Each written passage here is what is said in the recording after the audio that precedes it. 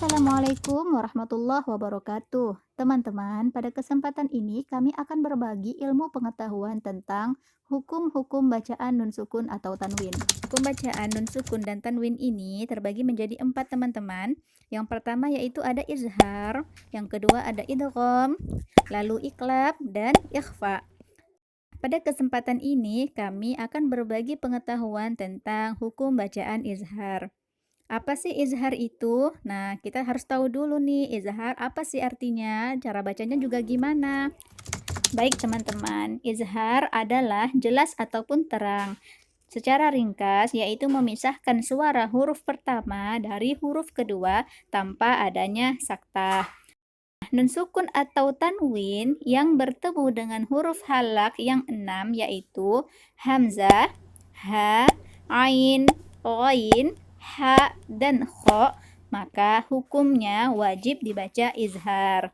Nah, membaca izhar pada huruf nun dan tanwin bukan berarti menghilangkan sifat gunnah dari huruf tersebut, tetapi membaca nun dan tanwin sesuai makhraj dan sifatnya. Silakan perhatikan contoh berikut. Contoh pertama yaitu man amana. Cara baca man amana haruslah jelas. Nah, coba teman-teman lihat pada kalimat man amana, di situ terdapat huruf izhar. Apa hurufnya? Yaitu hamzah. Nah, di situ terdapat nun mati atau nun sukun yang bertemu dengan hamzah. Maka dia dibaca izhar. Cara bacanya harus jelas, tidak boleh berdengung. Jangan dibaca man amana. Maka baca seperti itu termasuk bacaan yang salah. Yang benar yaitu man amana.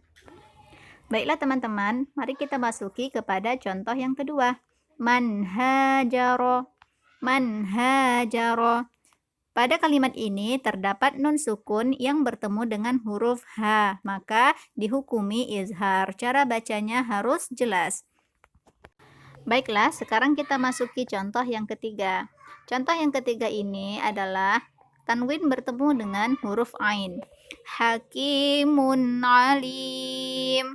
Sekali lagi, hakimun alim. Tanwin bertemu ain, maka dia dihukumi izhar. Contoh berikutnya yaitu huruf ghain. Pada kalimat ini, afuwun ghafur. Sekali lagi, afuwun ghafur. Di mana hukum bacaan izharnya yaitu terletak pada wungho. Wungho. Kenapa? Karena di sini terdapat tanwin yang bertemu dengan huruf izhar. Apa hurufnya? Yaitu ghain.